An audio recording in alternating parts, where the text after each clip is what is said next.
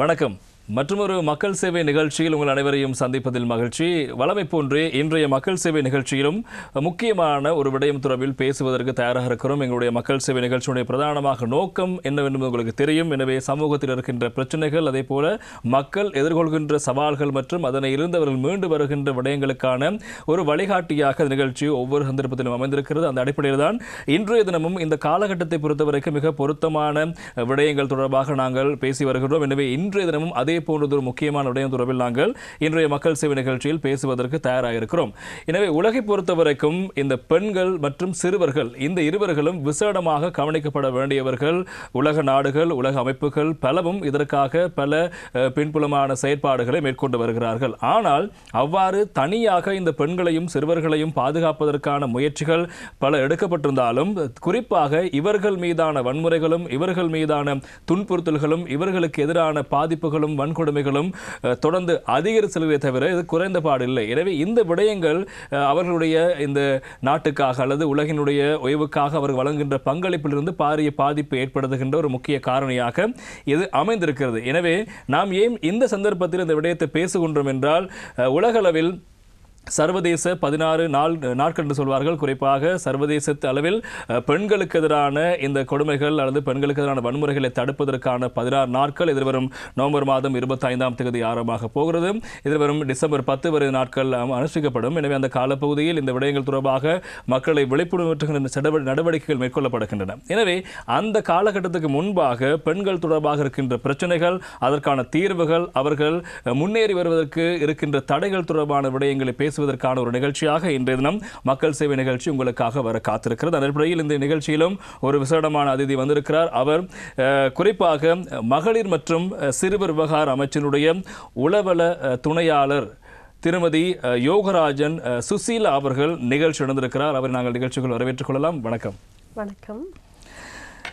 இந்த காலப்பகுதி நான் ஆரம்பத்தில் கூறியது போன்று இந்த காலப்பகுதி என்பது பெண்கள் அதே போல சிறுவர்களுக்கு எதிரான வன்முறைகள், அவர்களுக்கு எதிரான துன்புறுத்தல்கள் அதிகரித்திருக்கின்ற ஒரு காலப்பகுதியாக இருக்கிறது. எனவே அதன் காரணமாகவோ என்னவோ இந்த சில வேளைகளில் இந்த ஒவ்வொரு ஆண்டிலும் இந்த நவம்பர், டிசம்பர் அல்லது அதுக்கு அக்டோபர் காலப்பகுதியில் இயற்கையாகவே ஏதோ இந்த சம்பவங்கள் உருவாக்கிவிடப்படுகின்றது போன்ற ஒரு எண்ணம் இருக்கிறது. காரணம், இந்த காலப்பகுதியில் அதிக அளவு சம்பவங்கள் பதிவாகி வருகிறது. எனவே அது தொடர்பாக நாங்கள் பேச வேண்டிய கட்டாயம் இருப்பதால் இன்று அந்த விடயத்தை நாங்கள் கையில் எடுத்திருக்கிறோம்.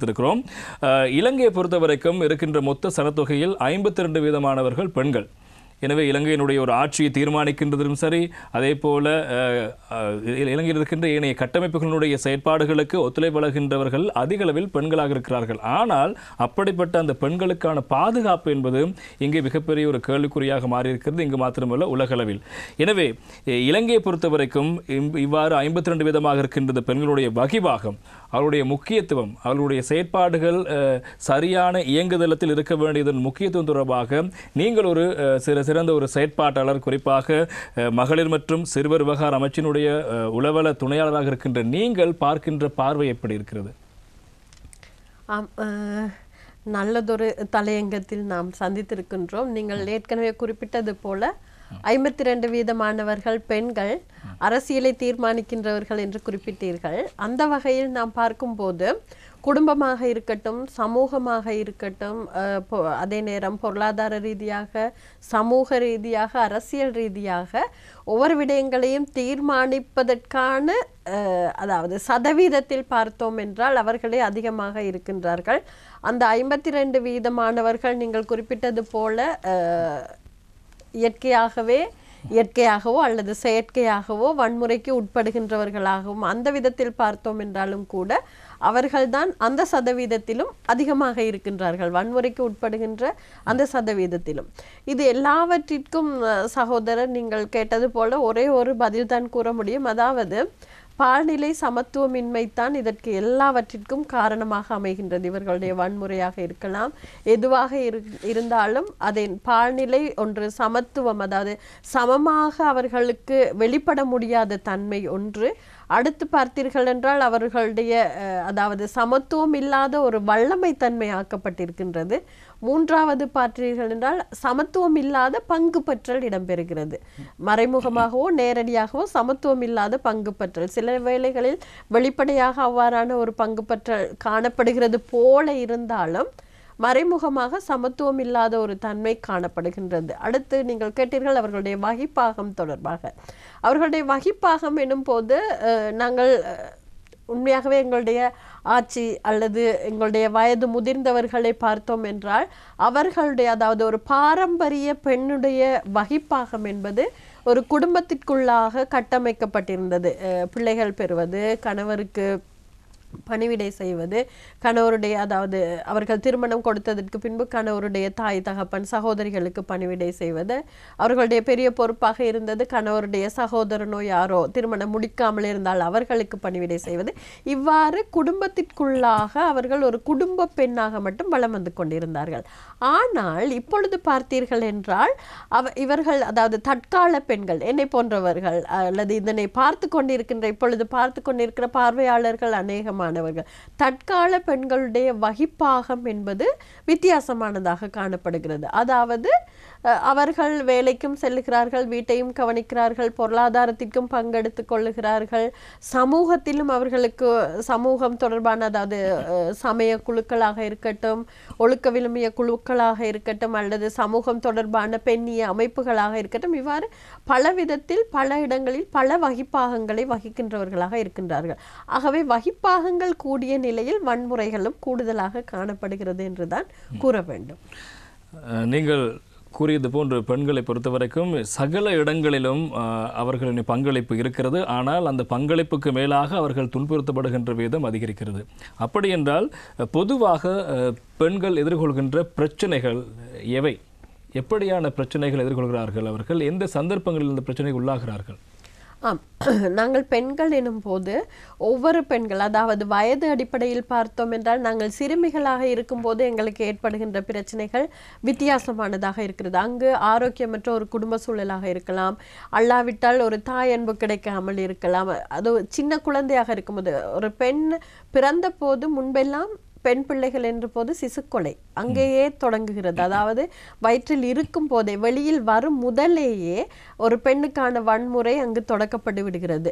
அது தொடக்கம் கல்லறைக்கு செல்லும் வரை ஒவ்வொரு நாளும் அனுபவிக்கின்றவர்களாக இருக்கின்றார்கள். நான் குறிப்பிட்டது போல திருமணமாகாத பெண்களுக்கு ஒரு விதமான பிரச்சனை, ஆகிய பெண்களுக்கு வெவ்வேறு விதமான பிரச்சனை, அதே நேரம் நோய்வாய்ப்பட்ட பெண்களுக்கு வேறு வித பிரச்சனைகள், அனாதைகள் எனும் போது அவர்களுடைய பிரச்சனைகள் வித்தியாசம், தெருவோரத்தில் இருக்கின்ற பெண்களாயின் அவர்களுடைய பிரச்சனை வித்தியாசமாக இருக்கிறது. அதே நேரம் துஷ்பிரயோகம் செய்யப்பட்ட பெண்ணாயின் அவளுடைய எதிர்பார்ப்புகளும் பிரச்சனைகளும் வேறு, விதவைகளாக்கப்பட்ட பின் அவர்களுடைய பிரச்சனைகள் வேறு. ஆகவே பெண் எந்த இடத்தில் இருக்கின்றாள் அல்லது அவளுடைய இருக்கின்ற அந்த நிலையில் இருந்து பார்க்கும் போது அவர்களுடைய பிரச்சனைகள் வெவ்வேறு விதமாக இருக்கின்றது. அந்த வகையில் நாங்கள் அவர்களுடைய பிரச்சனைகளை வேறு பிரிப்போம் என்றால் பொதுவாக ஒரு 3 வகைகளில் அவற்றை உள்ளடக்கக்கூடியதாக இருக்கும். அதாவது குடும்பங்கள், அவருடைய குடும்பத்திற்குள்ளாக அவருக்கு என்ன எவ்விதமான பிரச்சனைகள் இருக்கின்றது, சமூகத்தில் எவ்விதமான வன்முறைகளுக்கு முகம் கொடுக்க வேண்டியிருக்கிறது. குடும்பம் எனும் போது வீட்டுக்குள் இருக்கின்ற வீட்டு பிரச்சனைகள் பொதுவாக இப்பொழுது எல்லா நீங்கள் குறிப்பிட்டது போல 1938க்கு வருகின்ற முறைப்பாடுகளில் அதிகமான முறைப்பாடுகள் வீட்டு வன்முறையை சார்ந்ததாக இருக்கின்றது.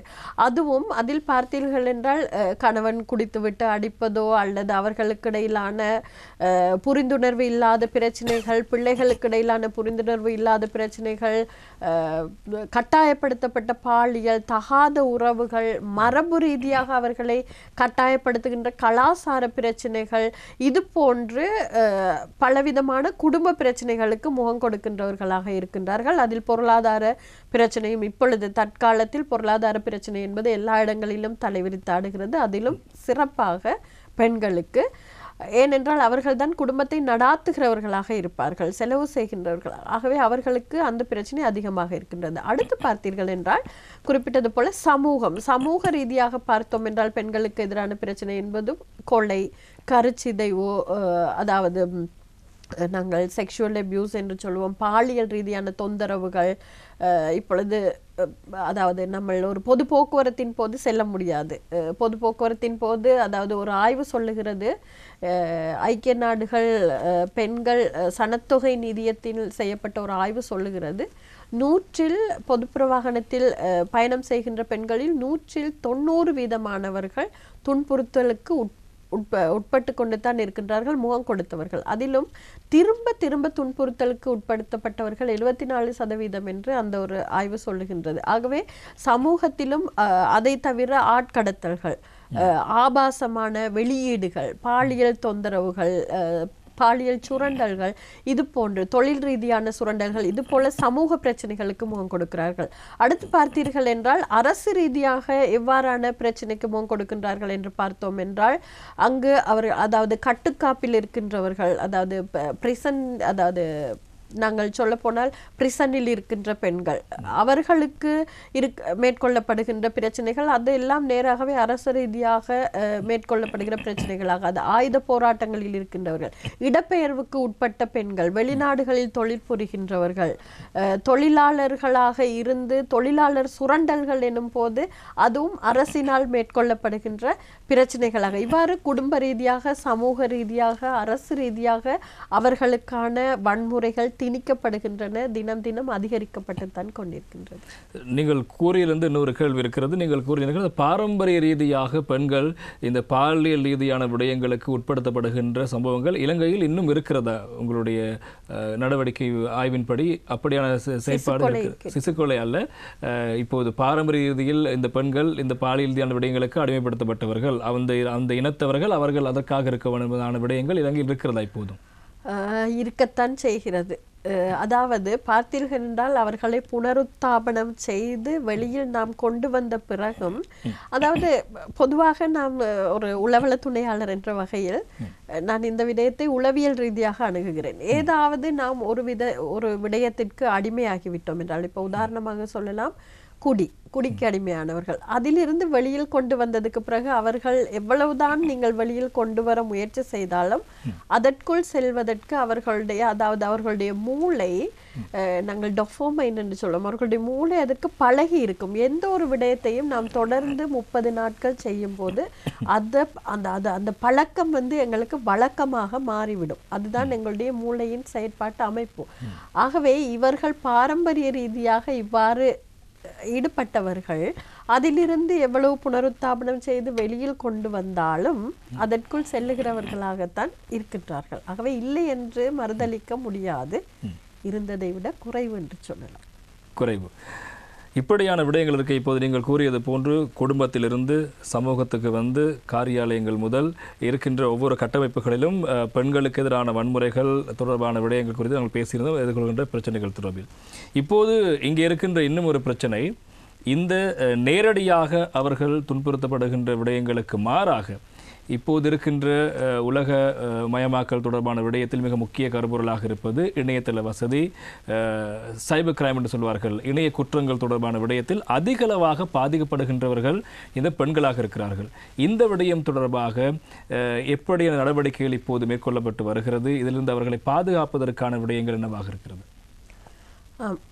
நீங்கள் குறிப்பிட்டது போல இணைய குற்றம் என்பது இப்பொழுது படித்தவர்கள் மத்தியிலேயும் அது அதிகமாகிவிட்டது. படிக்காத பாமரர் மக்களும் அதில் சிக்கிக் கொண்டிருக்கின்றார்கள். அதாவது தன்னுடைய பிள்ளைகளுக்கு எங்களுக்கு வருகின்ற அதிகமான அடுத்த ஒரு பிரிவாகத்தான் இந்த இணைய குற்றம் இருக்கின்றது. இப்பொழுது இணைய குற்றம் அதிகரித்து இருக்கின்றது. அதுவும் பார்த்தீர்கள் என்றால் கோவிட் கால பகுதியில் எல்லோரும் வீட்டுக்குள் முடங்கி இருந்தோம். அப்படி முடங்கி இருந்த பொழுது அவர்களுக்கான கைபேசி பாவனை அதிகரித்தது. ஆகவே இணையத்தின் மூலமாக உரையாடல் பரிமாற்றங்கள், செய்தி பரிமாற்றங்கள் அதிகமாக காணப்பட்டது. இதனால் பல்வேறு விதமான பிரச்சனைகளுக்கு முகம் கொடுத்த பெண்கள் அதிகமாக இருக்கின்றார்கள். உதாரணமாக நான் ஒரு விடயத்தை குறிப்பிட விரும்புகிறேன். என்னை பாதித்த ஒரு சிறிய சம்பவம். ஒரு பெண் எங்களுக்கு அழைப்பெடுத்து கூறினார், அவருடைய கணவர் இவ்வளவு நாள் அடியெல்லாம் அடித்துவிட்டு வெளியில் சென்று விடுவார்கள், குடித்துவிட்டு வெளியில் சென்று வேலைக்கு சென்று வரும்போது குறுகிய கொஞ்ச நேரம்தான் வீட்டுக்குள் இருப்பார்கள். ஆனால் வீட்டுக்குள்ளேயே இருக்கும்போது கோவிட் கால பகுதியில் அவர்களுக்கான வன்முறை அதிகரித்து இருப்பதாகவும், இதனை தன்னுடைய நண்பி ஒருவருக்கு மெசேஞ்சர் என்று சொல்லுவோம், அது கூகுள் மெசேஞ்சரில் அவர் குறுஞ்செய்தியாக சில தகவல்களை அனுப்பி கொண்டிருக்கிறார். கணவருடைய துன்புறுத்தல்கள், விசேடமாக கணவர் தன் மீது கணவரால் புகுத்தப்படும் பாலியல் ரீதியான துன்புறுத்தல்கள், அதாவது ப்ளூ ஃபில்ம்ஸ் அது அந்த இந்த படங்களை பார்த்துவிட்டு அதுபோல தன்னோடு கூட பாலியல் ரீதியான தாம்பத்திய உறவு வைத்து கொள்ள வேண்டும் என்பது அவருடைய பெரிய பிரச்சனை. இதை வீட்டாருக்கும் சொல்ல முடியாது, வெளியிலும் சொல்ல முடியாது. அவருக்கு இருந்தது இந்த ஒரு நண்பிதான். நண்பியோடு குறுஞ்செய்தி அனுப்பி கொண்டிருந்த இவர் கொஞ்ச நாட்களுக்கு பிறகு வேறொரு இலக்கத்திலிருந்து ஒரு புதிய குறுஞ்செய்தி வருகிறது, நண்பியினுடைய கணவரிடம் இருந்து.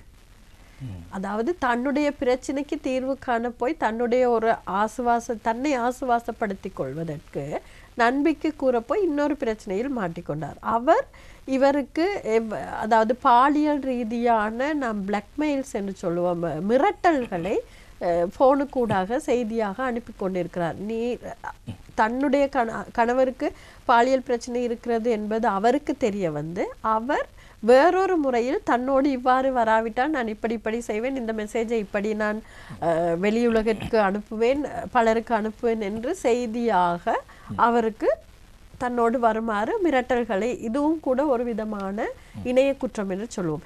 இவ்வாறு வெவ்வேறு விதமான, அதாவது நாம் எமக்கே தெரியாத வகையில் இணைய குற்றத்துக்குள் அகப்பட்டு கொண்டு இருக்கின்றோம். இப்படி பார்த்தோம் என்றால் இணைய சுரண்டல்கள் அதிகமாக நடைபெறுகிறது. அதாவது இப்பொழுது பிரசித்தமாக எல்லா இடங்களிலும் இருக்கின்ற ஒரு விடயம்தான், உங்களுக்கு வெளியூரில் இருந்து ஒரு பார்சல் வந்திருக்கிறது, ஒரு பொதி ஒன்று வந்திருக்கிறது, அந்த பொதியில் 3 லட்சத்துக்கும் அதிகமான பணம் இருக்கிறது, இந்த பொருட்கள் இருக்கின்றன, இந்த பொருட்களை பெற்றுக்கொள்ள வேண்டுமானால் நீங்கள் எங்களுக்கு ஒரு 60,000, அந்த ஒரு சின்ன தொகையிலிருந்து தான் அவர்கள் ஆரம்பிப்பார்கள். இன்று ஒரு 18,000 போடுங்கள், நாளை ஒரு 60,000, நாளைக்கு 1 லட்சம் என்று இவ்வாறான தொகைகளை அவர்கள் சேகரிக்கின்றவர்களாக இருக்கின்றார்கள். இவ்வாறு மாட்டிக்கொண்ட அல்லது அதில் போய் சிக்கி அந்த வலைகளில் விழுந்த பெண்கள் அதிகமாக இருக்கின்றார்கள். இது ஒரு வகையான இணைய குற்றம் இப்பொழுது நடப்பு. இதற்கு மேல் அதாவது யுவதிகள் மத்தியில் தான் காதலித்தவர்கள் ஏதோ ஒரு மனக்கசப்பு காரணம் இல்லாமல் ஏதாவது ஒரு காரணமாக அவர்களை விட்டு விலகியவுடன் அதிலிருந்து மீளுவதற்கு வந்த பிறகு அவர்கள் ஒன்றாக சேர்ந்திருந்த போது எடுத்த புகைப்படங்களாக இருக்கலாம், அப்பொழுது அனுப்பிய செய்திகளாக இருக்கலாம், அதை வைத்துக்கொண்டு மிரட்டல், அதாவது பாலியல் மிரட்டல்கள் விடுகின்ற பலரையும் நாம் காணக்கூடியதாக இருக்கு. இன்னொரு பக்கத்தில் பார்த்தீர்கள் என்றால் குரூப்பாக இயங்கிக் கொண்டு குரூப் மெசேஜ்களுக்கு, அதாவது உளவியல் ரீதியாக எப்படியான துன்பத்தை இணைய ரீதியாக செய்கின்றார்கள் என்றால், ஒருவரை பற்றி தேவையில்லாமல் எழுதி அவர் ஒரு விபச்சாரி, இவருக்கு நீங்கள் கால் பண்ணுங்கள் என்று அவருடைய நம்பரையும் அழைப்பு எடுப்பதற்கான தொலைபேசி இலக்கத்தையும் கொடுத்து பலவிதமான குழுக்களில், அதாவது இணைய குழுக்களில் இவர்களுடைய தகவல்களை போடுவது, அவர்களுக்கு ஒரு அவமானத்தை ஏற்படுத்தி உள ரீதியாக தாக்குதல்களை செய்வது. இன்னொரு வகையில் பார்த்தீர்கள் என்றால் வெளிநாட்டில் இருந்து கொண்டு இப்ப அண்மையில் எங்களுக்கு வந்த ஒரு முறைப்பாடு தான், வெளிநாட்டில் இருக்கின்ற ஒரு நபர் இங்கே இருக்கின்ற ஒரு பிரசித்தமான தொழில், நான் என்ன தொழில் என்று சொல்ல விரும்பவில்லை, ஒரு குறிப்பிட்ட இடத்தில் குறிப்பிட்ட பிரசித்தமான ஒரு தொழிலை செய்கின்ற ஒரு நபர் சம்பந்தமாக அவர் அதாவது திருமண ஆலோசனையை புறக்கணித்தார் என்பதற்காக அவரை பற்றி தேவையில்லாமல் எழுதி எல்லா இடங்களிலும், பெரிய பெரிய இடங்களில், அவருடைய நண்பர்கள், அவர் வேலை செய்யும் இடங்கள், ஊர் முழுவதும் அவரை பற்றி தேவையில்லாத விஷயங்களை எழுதி அந்த நபர் தற்கொலை மட்டும் சென்று மீள வந்திருப்பதற்கான தகவல்கள் எங்களுக்கு கிடைத்தன. இவ்வாறு இணைய குற்றங்கள் பலவிதமான வகையில் பலவிதமான முறையில் இப்பொழுது செய்து கொண்டிருக்கின்றார்கள். இவற்றிற்கு தீர்வு இல்லாமல் இல்லை, இவற்றிற்கு தீர்வு இருக்கிறது. எம்மவர்களுக்கு அது தொடர்பான விழிப்புணர்வு இல்லை என்று சொல்லலாம். அப்படி இல்லாட்டி அவர்கள் அதை பற்றியதான, அதாவது அதை வெளியில் சொல்வதற்கு பயம்.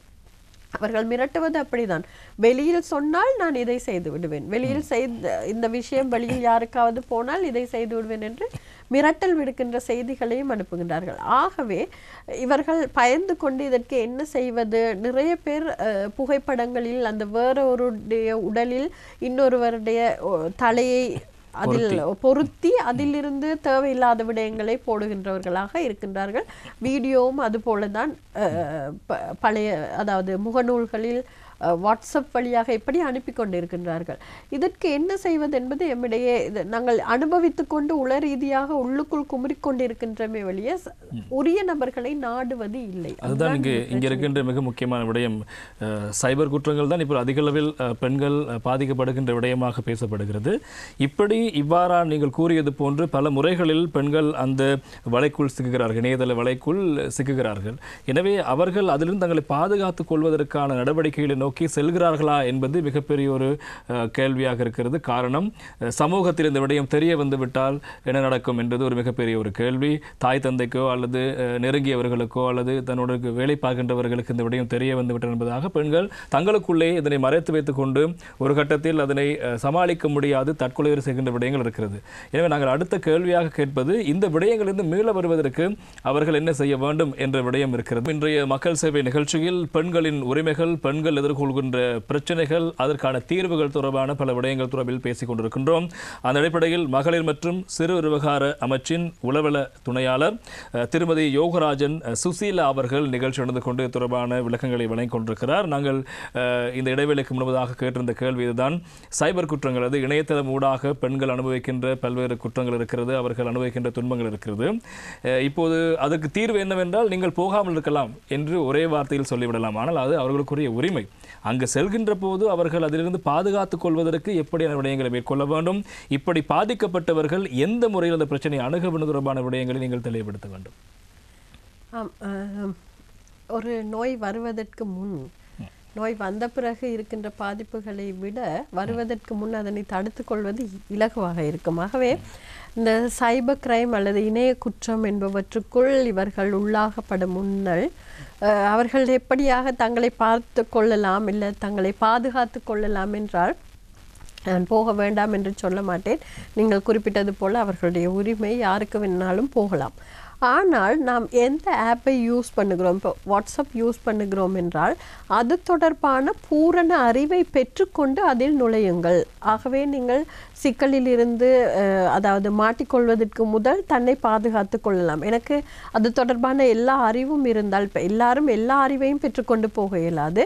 அது தொடர்பான அடிப்படை அறிவையாவது நாம் பெற்றுக்கொண்டு அதனை பயன்படுத்த வேண்டும். அது எம்மை பாதுகாத்து கொள்வதற்கு எமக்கு ஒரு எச்சரிக்கையாக இருக்கும். அடுத்து பார்த்தீர்கள் என்றால் இந்த ரகசிய இலக்கங்கள் அல்லது பாஸ்வேர்டு என்று சொல்லுவோம். இந்த பாஸ்வேர்டு நாங்கள் பயன்படுத்தும் போது எல்லாவற்றிற்கும் ஒரே பாஸ்வேர்டை நாம் வைத்திருக்கக்கூடாது. கூகுள் அக்கௌண்ட் என்றால் கூகுள் அக்கௌண்ட், வாட்ஸ்அப் அல்லது ஃபேஸ்புக் இல்லை இமெயில், இதுகள் எல்லாவற்றிற்கும் வெவ்வேறான பாஸ்வேர்டுகளை, அதாவது எமது பெயர் தொடர்பான பாஸ்வேர்டோ அல்லது எம்முடைய பிறந்த நாள் தொடர்பான பாஸ்வேர்டோ அல்லது எம்முடைய கணவர் பிள்ளைகள் அப்படி இல்லாமல் யாருக்கும் கண்டுபிடிக்க முடியாத வகையில் நமக்கு பாடமாக இருக்கக்கூடிய ஏதாவது ஒரு பாஸ்வேர்டை நம்ம பயன்படுத்துவோம் என்றால் அதிலிருந்து யாரும் ஒருவர் ஊகிப்பது கொஞ்சம் கடினமாக இருக்கும். அதாவது பாதிப்புக்கு உட்படுத்த நினைப்பவர்களுக்கு அது கடினமாக இருக்கும். அடுத்து பார்த்தீர்கள் என்றால் இந்த பாதிப்பிற்கு உட்படுகிறவர்களை விட பாதிப்பிற்கு உட்படுத்துகின்றவர்கள் அவர்கள் பயங்கரமான மூளைசாலிகள் என்று சொல்லலாம். உண்மையாகவே நல்ல பிரைன் உள்ளவர்கள். எப்படி என்றால் அவர்களுடைய ப்ரொஃபைலை போய் நீங்கள் பார்த்தீர்கள் என்றால் எங்கேயுமே ப்ரொஃபைல் பிக்சர் இருக்காது, வேறொருவருடைய ப்ரொஃபைல் பிக்சராக இருக்கும். அவர்கள் தொடர்பான எந்த விதமான தகவல்களும் அதில் இருக்காது. ஆனால் மாட்டிக்கொள்ளும் நாம் நம்முடைய எல்லா தகவல்களையும் பொதுவாக அதில் நாங்கள் பயன்படுத்தி இருப்போம். அவ்வாறு பயன்படுத்துவது அது உங்களுடைய உரிமையாக இருக்கலாம். ஆனால் எங்களை பாதுகாத்து கொள்ள வேண்டுமாக இருந்தால் எங்களுடைய தனிப்பட்ட தகவல்களை முடிந்தளவு தவிர்த்து கொள்வது எமக்கு உரிய. எல்லா ஆப்ஸ்லேயும் அல்லது எல்லா நாங்கள் பயன்படுத்துகிற முகநூலாக இருக்கலாம், வாட்ஸ்அப்பாக இருக்கலாம், எங்களை பாதுகாத்து கொள்வதற்கான செக்யூரிட்டி சிஸ்டம் இருக்கின்றது எல்லா விதத்திலும். இப்பொழுது முகநூலில் பார்த்தீர்கள் என்றால் முகநூலில் போய் ப்ரொஃபைல் பிக்சரை எங்களுக்கு விருப்பமானவர்கள் மாத்திரம் பார்வையிட அதனை லாக் செய்யக்கூடிய வசதி இருக்கின்றது. தகவல்களை விருப்பமானவர்கள் மற்றும் பார்வையிடக்கூடிய இவ்வாறான வசதிகளை நாம் பயன்படுத்துவதற்கூடாக அதிலிருந்து அதாவது எங்களை முன்குறித்து பாதுகாப்பதற்கான நோய் வருமுன் பாதுகாத்துக் கொள்வதற்கு இவ்வாறான விடயங்களை நாங்கள் முற்காப்பு விடயங்களாக செய்து கொள்ளலாம். நீங்கள் கூறியது போன்று இப்போது இருக்கின்ற வாட்ஸ்அப்பாக இருக்கலாம், ஃபேஸ்புக்காக இருக்கலாம், மெசஞ்சராக இருக்கலாம் அல்லது வைபராக இருக்கலாம், அவர்கள் தங்களுக்குள் தங்கள் பயன்படுத்துகின்ற பாவனையாளர்களுக்கு எதுவாக பாதுகாப்பு கட்டமைப்புகளை உருவாக்கி வைத்திருக்கிறார்கள். அந்த விடயங்கள் தொடர்பில் தெளிவில்லாமல் சிக்கிக்கொள்வதுதான் பிரச்சனையாக இருக்கிறது. அடுத்து பார்த்தீங்கன்னா முக்கியமான விடயம் தான் இந்த குரூப் குழுக்களாக மெசேஞ்சர்லையா இருக்கலாம் அல்லது வாட்ஸ்அப்பில் இருக்கலாம், வைபரில் குழுக்களாக இணையும் போது அந்த குழுவில் உள்ளவர்கள் உங்களை தெரிந்தவர்களா, யாராவது உங்களை ஆட் பண்ணுகிறார்கள் என்றால் அவர்கள் தெரிந்தவர்களா, எவ்வாறு தெரிந்தவர்கள் என்று நன்றாக ஆராய்ந்த பின்பு அதற்கு ஓகே என்று சம்மதியுங்கள். அல்லாமல் உங்களுக்கு தெரியாதவர்களை நீங்கள் ஜஸ்ட் கிளிக் செய்தால் கூட அது அவர்கள் உங்களை தொடர்பான ரகசிய விஷயங்களை அவர்கள் ஹேக் செய்வதற்கான எல்லா சந்தர்ப்பங்களாக அமைந்துவிடும். ஆகவே அதனை கவனத்தில் கொள்ள வேண்டும். பின்பு நோய் வந்த பின்பு என்ன செய்யலாம்? இப்பொழுது நாங்கள் பிரச்சனைக்குள் மாட்டிக்கொண்டு விட்டோம், என்ன செய்வது? என்னுடைய ஒரு ஃபோட்டோ போட்டிருக்கிறார்கள், எனக்கு தேவையில்லாத ஒரு ஆபாசமான ஃபோட்டோவாக என்னுடைய ஃபோட்டோவை மாற்றி போட்டிருக்கின்றார்கள். அந்த புகைப்படத்தை நான் எப்பொழுது அகற்றிக்கொள்வது என்று பார்த்தீர்கள் என்றால் அநேகமான நிறுவனங்கள் இருக்கின்றது உங்களுடைய பிரச்சனைகளை அதாவது தீர்வு கொடுப்பதற்கு உங்களுக்கு ஆலோசனை, அது தொடர்பான ஆலோசனை பெற வேண்டும் என்றால் 1938க்கு நீங்கள் அழைப்பெடுக்கலாம். அது தொடர்பான ஆலோசனை வழங்கப்படும். அதே நேரம் பார்த்தீர்கள் என்றால் அது தொடர்பான அதாவது செயல்படணும், அவருக்கு எதிரான ஒரு நடவடிக்கையை எடுக்க வேண்டும், உங்களுக்கு நபர் யார் என்று தெரியும் என்று பார்த்தீர்கள் என்றால் அந்த இடத்தில் ஏதாவது செய்ய வேண்டும் என்றால் சைபர் கிரைம் போலீஸ் யூனிட் ஒன்றே இருக்கின்றது. நாங்கள் CCID என்று சொல்லுவோம். நான் வேண்டுமென்றால் அதனுடைய இலக்கத்தை குறிப்பிடுகின்றேன். 011223810445 அந்த இலக்கம் 0112381045. அந்த இலக்கத்திற்கு தொலைபேசி அழைப்பெடுத்து அவர்களுக்கு ஒரு முறைப்பாடு செய்வதன் மூலமாக சட்ட ரீதியான நடவடிக்கையை எடுக்கலாம். அது இல்லாமல் டெக்னிக்கல் பக்கம், அதாவது தொழில்நுட்ப ரீதியாக எவ்வாறு அந்த உங்களுடைய ப்ரொஃபைலாக இருக்கலாம், சில வேளைகளில் உங்களுக்கே தெரியாமல் உங்களுடைய பெயரில் ஒரு முகநூல் அக்கௌண்ட் ஒன்று அவர்கள் திறந்திருக்கலாம்.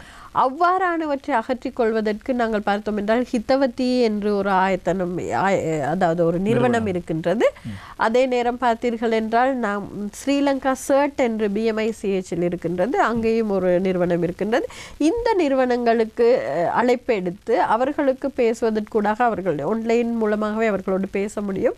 அவர்கள் அதனை அந்த புகைப்படத்தை அகற்றி கொடுப்பதற்கு உங்களுக்கு உதவி செய்வார்கள். அதே நேரம் அந்த புதிதாக உங்களுடைய பெயரில் தொடக்கப்பட்ட அது தொடர்பான, அதாவது அந்த முகநூல் தொடர்பான புதிய முகநூல் அக்கவுண்ட்களை அகற்றுவதற்கு அவர்கள் உதவி செய்வார்கள். ஆகவே அகற்ற வேண்டும் என்றால் தொழில்நுட்ப ரீதியாக அவர்களை அணுக வேண்டும். ஹிதவதி, ஸ்ரீலங்கா சர்ட் என்று சொல்லுவோம், இது போன்ற நிறுவனங்களை அணுக வேண்டும்.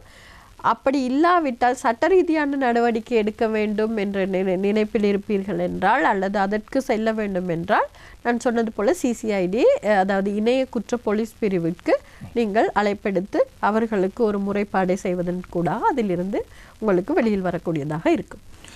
அதே போல இன்னும் ஒரு கேள்வியும் இருக்கிறது. உங்களுக்கு தெரியும், அனைவருக்கும் தெரிந்த விடயம், அண்மை காலமாக கடந்த 4-5 மாதங்களுக்கு முன்பதாக இலங்கையை பொறுத்த வரைக்கும் இணையதளமூடாக பெண்களை விற்பனை செய்வது, பாலியல் நோக்கங்களுக்காக விற்பனை செய்கின்ற ஒரு விடயம் தொடர்பாக நாங்கள் அதிவில் பேசியிருந்தோம்.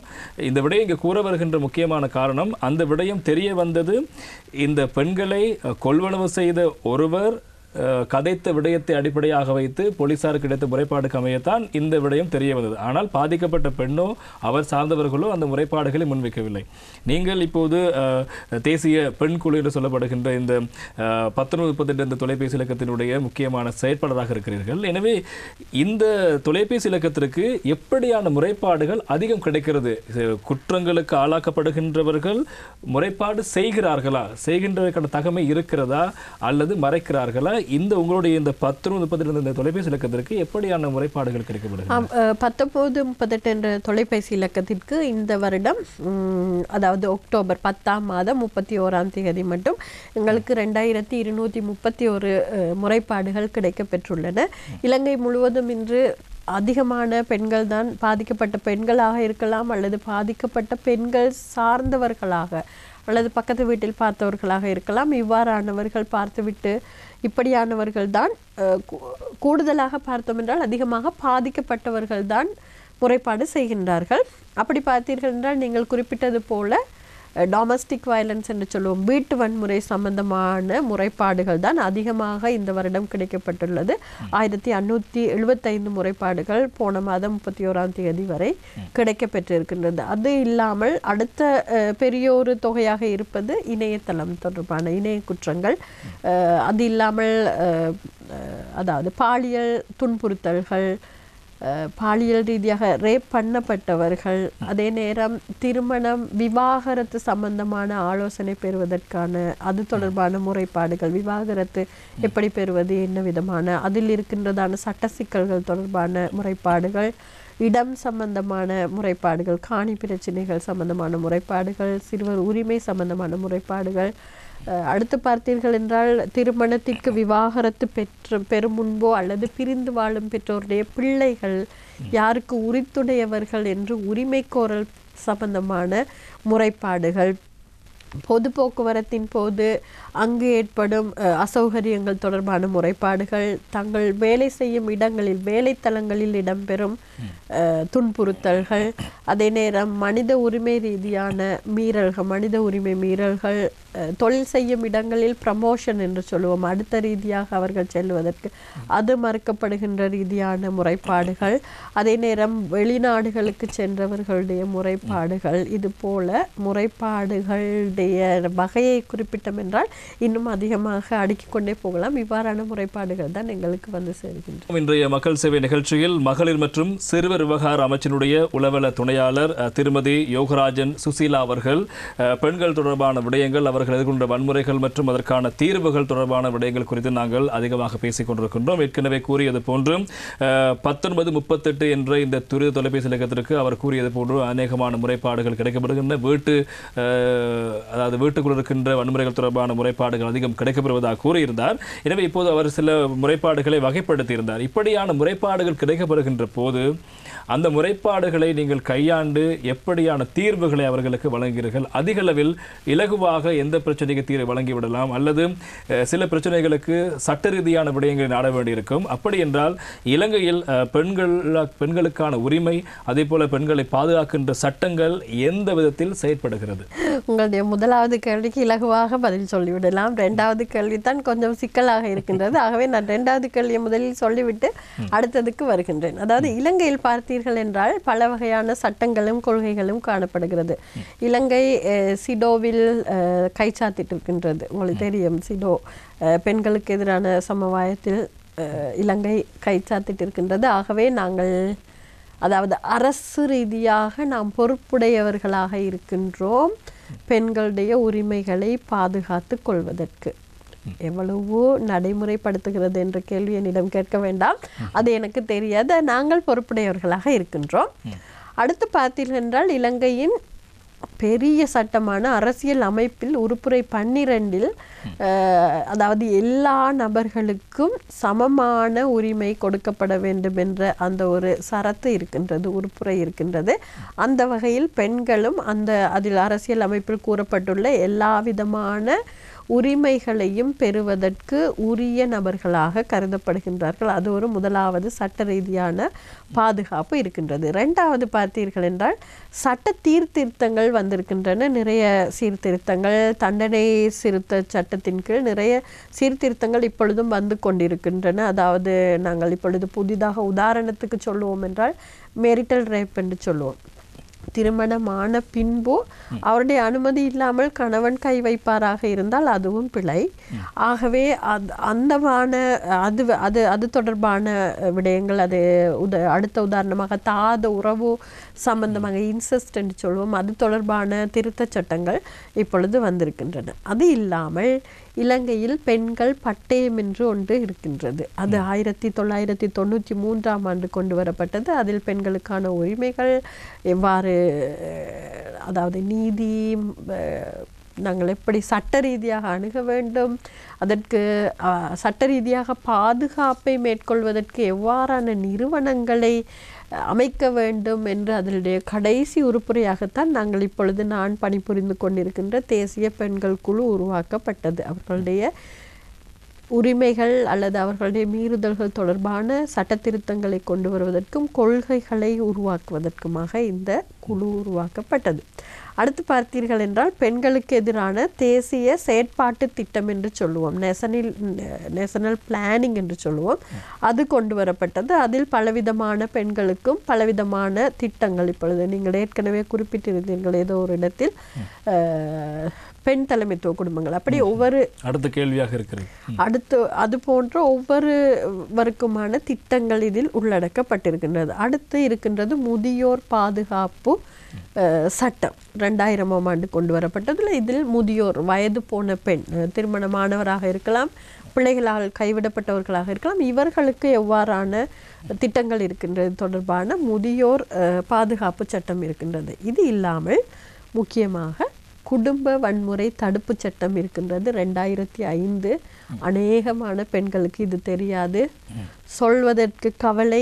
ஆனாலும் நானும் ஒரு மலையக பெற்றெடுத்த பெண் என்ற வகையில் நான் சொல்கிறேன், மலையக பெண்கள் இன்றும் அதில் அடிமையாகி வீட்டுக்குள் வன்முறைக்குள் உட்பட்டு அழுது கொண்டிருக்கின்றார்கள். எனக்கு எங்களுக்கு தெரியாமலும் உங்களுக்கு பக்கத்து வீடுகளிலும் இருக்கலாம், பார்த்து கொண்டிருக்கிறவர்களுடைய வீடுகளிலும் இருக்கலாம், எத்தனையோ பெண்கள் வீட்டுக்குள் வன்முறைகளுக்கு உட்பட்டு எப்படி வெளியில் செல்வதென்று தெரியாமல் இருக்கின்றார்கள். அவர்களுக்கு என்ன குடும்ப வன்முறை தடுப்பு சட்டம் இருக்கின்றது.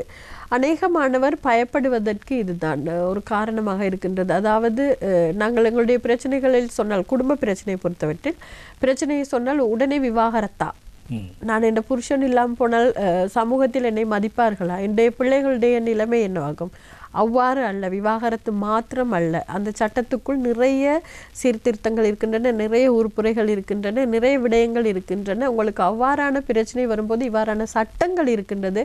அந்த சட்டங்கள் தொடர்பாக உங்களுக்கு அறிவுரைகளை பெற்றுக்கொள்ளையிலும் உங்களுடைய எல்லா நீதிமன்றங்களிலும், எல்லா இடங்களிலும் இப்பொழுது நீதிமன்றங்கள் இருக்கின்ற எல்லா நீதிமன்றத்துக்கு பக்கத்தில் ஒரு கட்டிடம் இருக்கும், சட்ட உதவி ஆணைக்குழு, லீகல் எய்ட் கமிஷன் என்று சொல்லுவோம். அதில் போய் நீங்கள் இலவசமாக சட்ட உதவிகளை பெற்றுக்கொள்ள முடியும், அதாவது ஆலோசனைகளை இலவசமாக பெற்றுக்கொள்ள முடியும். அதே நேரம் நீங்கள் வறுமை கோட்டிற்கு கீழ் வாழுகிறவர்களாக இருந்தால், உங்களுக்கு மாத வருமானம் 15,000க்கு குறைவாக இருந்தால் நீங்கள் கண்டிப்பாக போய், அதாவது உங்களோட கிராம சேவையாளரிடம் போய் நீங்கள் வறுமை கோட்டிற்கு கீழ் வாழுபவர்கள் என்ற அந்த ஒரு கடிதத்தை நீங்கள் உறுதிப்படுத்தி கொண்டால் சட்ட உதவி ஆணைக்குழுவில் சென்று உங்களுக்கு அதாவது இலவசமாக வழக்கு தாக்குதல் செய்து வழக்காட முடியும். அது வழக்கறிஞர்களான கட்டணங்களை அரசாங்கமே செலுத்தி அதனை செய்யக்கூடிய நீங்கள் கூறியது போன்று மலையகம் மாத்திரமல்ல, ஏனைய வடகிழக்கு எல்லா இடங்களிலும், நான் பொதுவாக நான் கூறியது மலையகம் என்று, அவர்களுக்கு அறிவு குறைவு, அதிகளவு பாதிக்கப்பட்டவர்கள் அறிவு குறைவாக இருக்கின்றபடியினால் அவர்களை இழிவுபடுத்துவதற்கென்று அல்ல, அவர்களுக்கு தெளிவூட்டல்கள் அவர்களுக்கு குறைவு. எனவே அப்படியாக இருக்கும்போது அவர்கள் வீட்டிலிருந்து வெளியில் வந்து அதனை முறைப்பாடு செய்கின்ற விடயத்தில் தாமதம் காட்டுகிறார்கள். ஆனால் அப்படி அல்ல, உங்களுக்கு அருகில் இருக்கின்ற நீதிமன்றத்துக்கு அருகில் இருக்கின்ற சட்ட ஆலோசனை பெறுகின்ற நிறுவனங்களை நீங்கள் நாடி இந்த விடயங்கள் முறைப்பாடுகளை பெற்று நீங்கள் விவாகரத்து செய்வது என்பதல்ல இதனுடைய நோக்கம். உங்களுடைய பிரச்சனைகளுக்கான தீர்வை பெற்றுக்கொண்டு அதனூடாக சந்தோஷமான வாழ்க்கையை வாழ்வதற்கான ஏற்பாடுகளை மேற்கொள்ள முடியும்.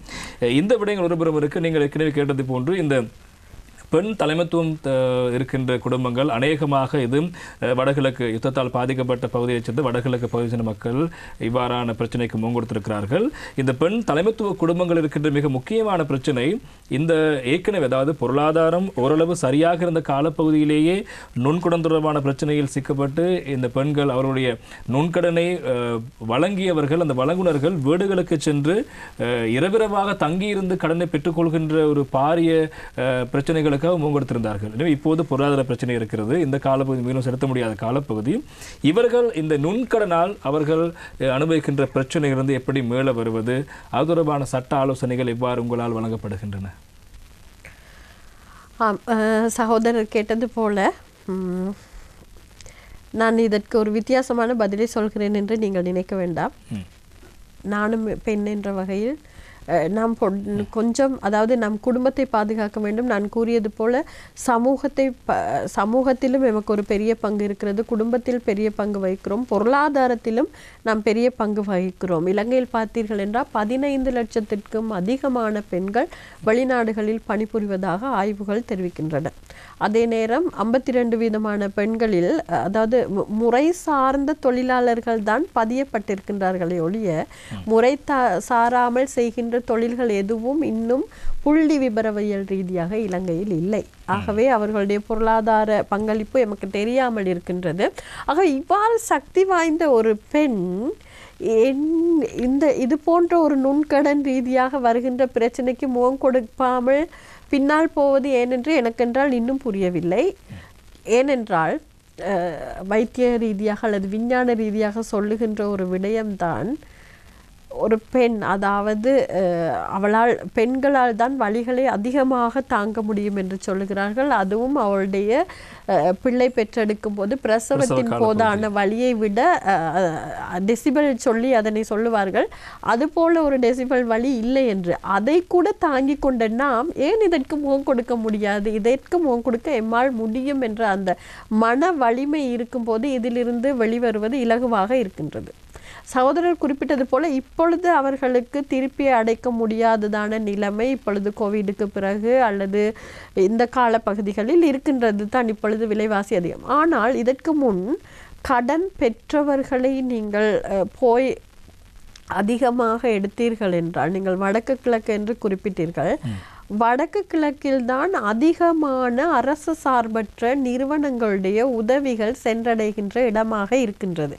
அவ்வாறு உதவிகள் சென்றும் கூட இந்த நுண்கடனை நாடுகின்ற பெண்கள் சொல்வதற்கு கவலையாக இருக்கின்றது. அதிகமாக பேராசை பிடித்தவர்களாகத்தான் இருக்கின்றார்கள்.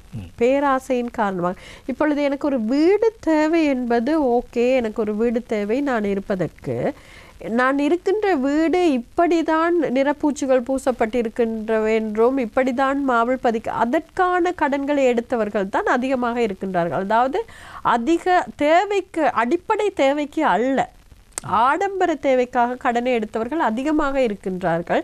ஆகவே நாம் எப்பொழுதும் ஒரு பெண் என்ற வகையில் நாம் தீர்மானங்களை எடுக்கும் போது கவனமான தீர்மானங்களை எடுக்க வேண்டும் என்ற ஆலோசனையோடு கூட இந்த நுண்கடன் தொடர்பான பிரச்சனை வரும்போது முதலாவது நம்முடைய மனதை வலிமைப்படுத்த வேண்டும்.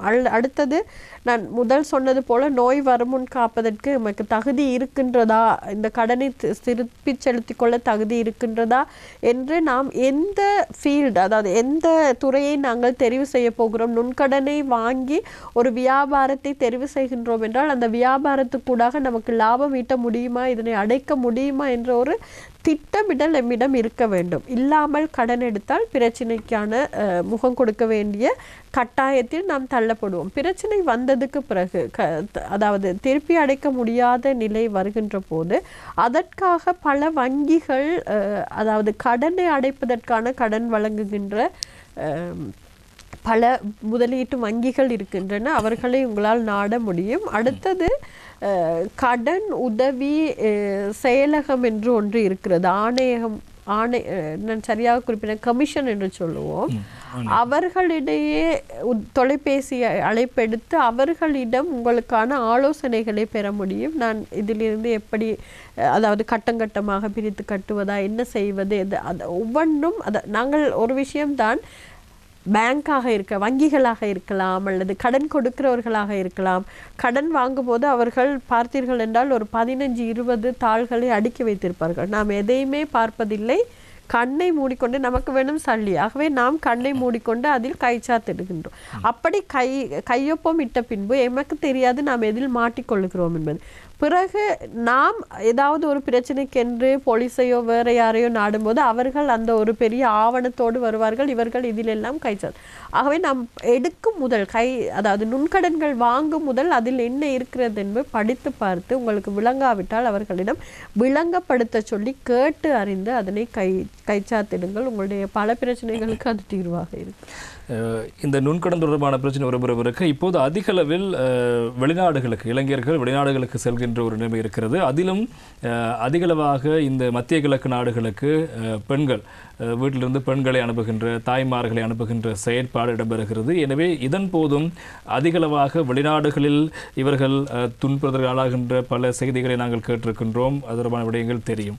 ஆனால் இவ்வாறு இந்த பெண்கள் செல்கின்ற போது அந்த குடும்பத்தில் இருக்கின்ற அவர்களுடைய சிறுவர்களுடைய பிள்ளைகளுடைய பாதிப்பு, அதே போல் இவர்கள் செல்கின்ற தரகர்களூடாக பெற்றுக்கொள்கிற தகவல் உள்ளிட்ட பல விடயங்களில் இவர்கள் பாரிய பிழைகளை விடுகிறார்கள். பாரிய பிரச்சனை இருக்கிறது. இந்த விடயத்தில் பெண்கள் வெளிநாடு செல்கின்ற போது அவர்கள் கையாள வேண்டிய விடயங்கள் என்ன, பாதுகாப்பு வழிமுறைகள் என்ன? வெளிநாடு செல்லுகின்ற பெண்கள் எனும் போது எல்லா பிரதேச செயலகங்களிலேயும் ஒரு விடயம் இருக்கின்றது. ஒரு உத்தியோகத்தில் இருக்கின்றார், அவரிடம் ஏஜ் ஆஃபீஸ் என்று சொல்லுவோம். அங்கு போய் என்னுடைய பிள்ளைகள், அதாவது அவர்கள் 5 வயதுக்கு குறைவான பிள்ளைகள் இருந்தால் அவர்கள் வெளிநாடு செல்வதற்கு தகுதியற்றவர்கள் என்ற நிலைமையில் அங்கு போய் அவரிடம் ஒரு கையெழுத்து வாங்கி கொண்டு வர வேண்டும். ஆனால் இப்பொழுது சொல்லுவதற்கு கவலை, நானும் ஒரு அரசு உத்தியோகத்தர் என்ற வகையில் அநேக மாணவர்கள் வேறு பல விஷயங்களை காட்டி அந்த இடங்களிலே கையெழுத்து வாங்கி கொண்டு போகிறார்கள். பிள்ளைகள் இருந்தாலும் அது முட்காப்பு ஒரு விஷயமாக இருக்கின்றது. அடுத்து பார்த்தீர்கள் என்றால் இந்த தரகர்களுடைய பிரச்சனையை தீர்ப்பதற்கு அதாவது நாங்கள் அநேக மாணவர்கள் இப்பொழுது வேறு வகையில் பணத்தை பெற்றுக்கொண்டு, அதாவது நாம் சொல்லுவோம் என்றால் சட்ட ரீதியற்ற முறையில், சட்ட ரீதியான முறையில் அல்ல, சட்ட ரீதியற்ற முறையில் தான் அநேக மாணவர்கள் செல்லுகிறார்கள். அவ்வாறு அல்ல, நீங்கள் வெளிநாட்டு வேலைவாய்ப்பு பணியகத்தில் கூடாக, அதாவது பணியகம் என்று ஒன்று இருக்கிறது, நாங்கள் ஃபாரின் பீரோ என்று சொல்லுவோம், அதற்கூடாக ஃபாரின் எம்ப்ளாய்மெண்ட் பீரோ கூடாக நீங்கள் பதிவு செய்யப்பட்ட தரகர்களுக்கூடாக மாத்திரமே வெளிநாட்டு செல்வது உங்களுக்கு சட்ட ரீதியான பாதுகாப்பாக இருக்கும். அடுத்து கேட்டிருந்தீர்கள் இங்கு இருக்கின்ற குடும்பத்தை பற்றி. எந்த ஒரு பெண்ணும் ஆசைக்காக வெளிநாடுகளுக்கு தன்னுடைய சொந்த உறவுகளை பிரிந்து போவதில்லை. அவர்கள் அங்கு போய் படுகின்ற கஷ்டங்கள், அவர்களிடமிருந்து வருகின்ற முறைப்பாடுகளுக்கூடாக நாம் கேட்டறிந்திருக்கின்றோம். ஆகவே இங்கு அவர்கள் குடும்பத்தை விட்டு பிரிகின்றார்கள் என்றால் இங்குள்ளவர்கள் நன்றாக இருக்க வேண்டும் என்பதற்காகத்தான் பிரிந்து போகின்றார்கள். பிரிந்து போனதுக்கு பிறகு, அதாவது அவர்கள் போவதற்கு ஒரு காரணமே குடும்பம் ஒரு ஸ்திரமற்ற நிலையில் இருக்கின்றது தான். அதாவது இருக்கின்ற தலைமை, அதாவது கணவர் இல்லாட்டி ஒரு ஆண் சரியான முறையில் இருந்தால் எந்த ஒரு பெண்ணும் வெளியில் செல்ல மாட்டாள். ஆகவே அந்த ஒரு பிரச்சனையில் இருந்து அவர்கள் போய் அனுப்புகின்ற அந்த பணத்தில் தான் இங்கு பிள்ளைகளை பராமரிப்பில் விட்டு செல்கின்றார்களே தவிர அவர்களுக்கு விருப்பத்தோடு அல்ல. குடும்பங்கள் சின்ன பின்னமாக வேண்டும் என்ற அந்த ஒரு நினைவோடு அவர்கள் போவது இல்லை. இன்னும் சில விடயங்கள் தொடர்பில் நாங்கள் பேச வேண்டியிருக்கிறது. இன்றைய மக்கள் சேவை நிகழ்ச்சியில் மகளிர் மற்றும் சிறுவர் விவகார அமைச்சின் உளவல துணையாளர் திருமதி யோகராஜன் சுசீலா அவர்கள் இணைந்து கொண்டு பல முக்கியமான விடயங்கள் தொடர்பில் பேசிக் கொண்டிருக்கிறார். குறிப்பாக பெண்களுடைய விடயங்கள் தொடர்பாக, அவர்கள் பாதிப்படைகின்ற துறைகள் மற்றும் அவர்களை எதிர்கொள்கின்ற பிரச்சனைகள் தொடர்பாக தெளிவான விளக்கங்களை வழங்கிக் கொண்டிருக்கிறார். இப்போது நாங்கள் பேசிய விடயங்கள் எல்லாம் தாண்டி இன்னும் ஒரு மிகப்பெரிய ஒரு பிரச்சனை இருக்கிறது. இலங்கை கல்வி கட்டமைப்பை பொறுத்தவரைக்கும் நாங்கள் ஏற்கனவே கூறியிருந்தோம், 52 விதமான பெண்கள் இருக்கிறார்கள் இலங்கையை பொறுத்தவரைக்கும். மொத்த சனத்தொகையில் கல்வி கட்டமை பொறுத்த வரைக்கும் அதிகளவான பெண்கள் மாணவிகள் பல்கலைக்கழகங்களுக்கு தெரிவாகிறார்கள், அதிக பெறுபேறுகளை பெறுகிறார்கள். மாணவர்களை விட அதிக அளவு பெறுபேறுகளை பெறுகின்றவர்கள் மாணவிகள். அப்படியாக இருக்கின்ற அந்த மாணவிகள் இந்த பல்கலைக்கழக கட்டமைப்புக்கு பின்னர் மீண்டும் அவர்களது துறை சார்ந்த விடயங்களுக்கு உள்வர வேண்டும். ஆனால் வெளியேறுகின்ற அளவை விட அவர்கள் உள்ளுக்கு வருகின்ற அளவு மிகவும் சொற்பமாக இருக்கிறது, குறைவாக இருக்கிறது. இது நிர்வாக சேவையாக இருக்கலாம், அதே போல அரசியலாக இருக்கலாம், எல்லா இடங்களிலும் மிகப்பெரிய ஒரு பிரச்சனையாக இருக்கிறது. இதற்கு என்ன காரணம்? நீங்கள் குறிப்பிட்டது போல ஏலவலாக உயர்தரமாக இருக்கலாம், சாதாரண தரமாக இருக்கலாம், அல்லது பல்கலைக்கழகத்துக்கு உள்வாங்கப்படுகிறவர்களாக இருக்கலாம். பெண்களுடைய சதவீதம் தான் அதிகமாக இருக்கின்றது. அதே நேரம் வெளியாகின்ற, அதுவும் டாப் லெவல் என்று சொல்லுவோம், நல்ல தரத்தில் சித்தி அடைந்து வெளியாகின்றவர்கள் அங்கேயே டெமோ கிடைத்து, டெமோஸ்ட்ரேஷன் என்று சொல்லுவோம், டெமோ கிடைத்து அங்கேயே அதாவது விரிவுரையாளர்களாக பணியாற்றியவர்கள் கூட இன்று எத்தனையோ பேர் காணாமல் போயிருக்கின்றார்கள். வேற ஒன்றும் இல்லை, உங்களுக்கு நன்றாக தெரியும், பார்த்து கொண்டிருக்கின்றவர்களுக்கு நன்றாக தெரியும், நானும் ஒரு பெண் என்ற வகையில் நம்முடைய குடும்ப சுமை, அதாவது வெளியில் சென்றவுடன் திருமணமாகிவிடும். திருமணமாகி பிள்ளைகள் வந்தது பிறகு அவர்களை பராமரிப்பதற்கான எந்த விதமான தயார்படுத்தல்களும் இருக்காது. சில நேரம் அவர்கள் கணவருடைய தொழில் நிமித்தமாக தூரத்தில் இருந்தார்கள் என்றால் இவர்கள் தான் அர்ப்பணிப்பார்களே ஒழிய கணவன்மார் அர்ப்பணிப்பு செய்ய மாட்டார்கள். குறைவு. அர்ப்பணிப்பு செய்கிறவர்கள் இருக்கின்றார்கள், ஆனால் அர்ப்பணிப்பு செய்கின்றவர்கள் குறைவு. அவ்வாறு குறைவாக இருக்கும்போது அவர்களுடைய வேலைகளை செய்து கொள்ள முடியாத நேரம் வேலைகளுக்கு செல்லாமல் வீட்டிலிருந்து குடும்பத்தை கவனிக்கின்ற பொறுப்பு முழுவதுமாக சார்த்தப்படுகின்றது. ஆகவேதான் பொருளாதாரத்தில் பங்களிப்பு செய்வது அவ்வாறானவர்கள் குறைவாக இருக்கின்றது. நீங்கள் சகோதரர் கேட்கலாம், ஒரு மாதிரி சிரிக்கின்றார். என்னை போன்றவர்கள் அப்பொழுது எப்படி என்றுட்டு எங்களுக்கு குடும்ப ரீதியான ஒரு சம பங்கு என்று சொல்லலாம். அதாவது நான் கொடுக்கின்ற செய்தியாக கூட இருக்கலாம். இன்றைய நாளில் குடும்பம் எனும் போது, சமூகம் எனும் போது, நம்முடைய அரசு எனும் போது ஆணுக்கும் பெண்ணுக்கும் சரி நிகர் பங்கு இருக்கின்றது. எல்லா உரிமைகளிலும் அல்லது எல்லாவற்றிலும் முன்னுக்கு போக வேண்டும், எல்லாவற்றிலும் நான் இருக்க வேண்டும் என்று ஒரு ஆண் நினைக்கும் போது, அதாவது ஒரு ஆண் முன்னுக்கு வருவதற்கும் பெண் தான் காரணமாக இருக்கின்றாள். ஒரு பெண் குடும்பத்தை கவனித்துக் கொண்டால்தான், ஒரு பெண் தான் இருக்கின்ற சமூகத்தை கவனித்துக் கொண்டால்தான் அரசியல் ரீதியாகவோ பொருளாதார ரீதியாகவோ சமய ரீதியாகவோ எந்த நிறுவனங்கள் ரீதியாகவோ ஒரு ஆண் நன்றாக முன்னால் நின்று செயல்படக்கூடியதாக இருக்கும். ஆகவே அந்த பெண்ணுக்கும் அவ்வாறான உரிமை இருக்கின்றது, அவ்வாறான சமத்துவம் இருக்கின்றது என்ற நிலையில் ஆண் பெண் இருவரும் பொறுப்புகளை பகிர்ந்து செய்யும் போது அவர்களும் முன்னுக்கு வருவதற்கான சாத்தியப்பாடுகள் இருக்கின்றன. அதே நேரம் அரசிற்கும் பெரிய பொறுப்பு இருக்கின்றது. நான் நினைக்கின்றேன் 2019ஆம் ஆண்டுகளில் பாராளுமன்றத்தில் பேசப்பட்ட விடயம்தான் சிறுவர் பராமரிப்பு நிலையங்கள் எல்லா நிறுவனங்களிலும் கொண்டு வரப்பட வேண்டும், அதே நேரம் முதியோர் பராமரிப்பு நிறுவனங்களும் கொண்டு வரப்பட வேண்டும் என்பது. ஆனால் அதற்கு பிறகு அதற்கு என்ன ஆகியது என்று எனக்கும் தெரியாது. அவ்வாறான சில விடயங்கள், அதே நேரம் நாம் சொல்லுவோம் ஃப்ளெக்சிபிள் ஒர்க்கிங் டைம் என்று சொல்லுவோம், அதாவது நிகழ்ச்சித்தன்மையான வேலை நேரம். அவ்வாறான அது பல வெளிநாடுகளில் சாத்தியத்தில் இருக்கின்றது. பல வெளிநாடுகளில் லீவும், அதாவது அவர்களுடைய விடுமுறையும் கூட வித்தியாசமானது பெண்களுக்கு.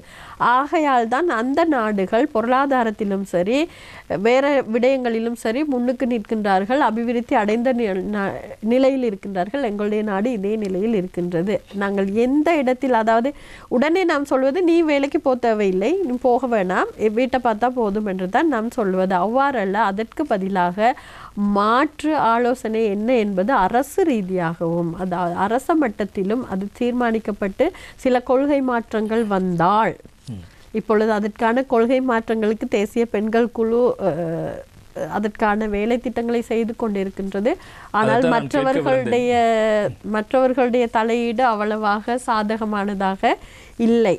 உதாரணத்துக்கு தொழிலாளர் ஆணையகம், அவர்கள் ஃப்ளெக்சிபிள் ஒர்க்கிங் டைம் கொடுப்பதற்கு அவர்கள் தயாராக இல்லை. ஆகவே இது போன்ற எல்லாருடைய ஒரு பங்களிப்பும் அவர்களுக்கு கிடைக்குமாக இருந்தால் அவர்களும் முன்னுக்கு வருவதற்கான அல்லது சமூகத்தில் முன்னோக்கி செல்வதற்கான திறன் சக்தி அவர்களுக்கு அதிகமாக இருக்கின்றது என்று சொல்லலாம். எனவே இன்றைய தினம் நாங்கள் ஒரு முக்கியமான விடயம் துறவில் பேசியிருந்தோம். அதாவது பெண்கள் இந்த சமுதாயத்தில் மிகவும் பாதிக்கப்படுகின்ற ஒரு தரப்பாக இருக்கிறார்கள். எனவே உள ரீதியிலும் சரி உடல் ரீதியிலும் சரி பாதிக்கப்படுகின்ற ஒரு தரப்பாக இருக்கிறார்கள். ஆனால் அவர்கள் அதனையும் தாண்டி எங்களுடைய நாட்டினுடைய பொருளாதாரம் குடும்பத்தினுடைய முன்னேற்றத்துக்காக உழைக்கின்ற ஒரு வர்க்கமாக நாங்கள் பெண்களை பார்க்கலாம். எனவே அவ்வாறானவர்களுக்கான உரிமைகள், அவர்கள் பாதிக்கப்படுகின்ற இடங்கள், அந்த பாதிக்கப்படுகின்ற தருணத்தில் அவர்கள் மேற்கொள்ள வேண்டிய நடைமுறைகள் தொடர்பான பல விடயங்கள் தொடர்பில் நாங்கள் பேசியிருந்தோம்.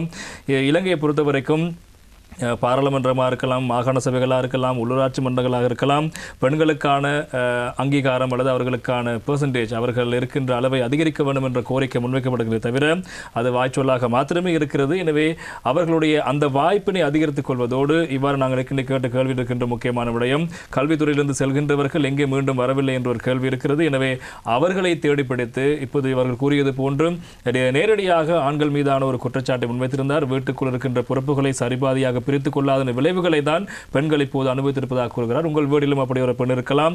எனவே அப்படி இருந்தால் சரிபாதியான வேலைகளை பகிர்ந்து கொண்டு அவர்களுக்கான உரிமைகளுக்கும் அவர்களுக்கான சுதந்திரத்தையும் வழங்குவதற்கான முயற்சிகளை நாங்கள் மேற்கொள்ள வேண்டும். அவ்வாறு இருந்தால்தான் இந்த நாட்டினுடைய பொருளாதாரமாக இருக்கலாம், வீட்டினுடைய பொருளாதாரம் இருக்கலாம், கட்டி எழுப்பப்படுவதற்கு பெண்கள் மிகப்பெரிய ஒரு பங்கினை வழங்குவதற்கான சாத்தியம் இருக்கிறது என்ற தகவலோடு இன்றைய மக்கள் சேவை நிகழ்ச்சி நாங்கள் நிறைவு கொண்டு வரும். இன்றைய தினம் மக்கள் சேவை நிகழ்ச்சியில் மகளிர் மற்றும் சிறுவர் விவகார அமைச்சின் உளவள துணையாளர் திருமதி யோகராஜன் சுசீலா அவர்கள் இணைந்து கொண்டு தங்களுடைய இந்த விளக்கங்கள் மற்றும் அதே போல தங்களுடைய தனக்கு இருக்கின்ற அனுபவங்களை வைத்து பல விடயங்களை சுட்டிக்காட்டியிருந்தார். உங்களுக்கு எங்களுடைய நன்றிகளை தெரிவித்துக் கொள்கின்றோம்.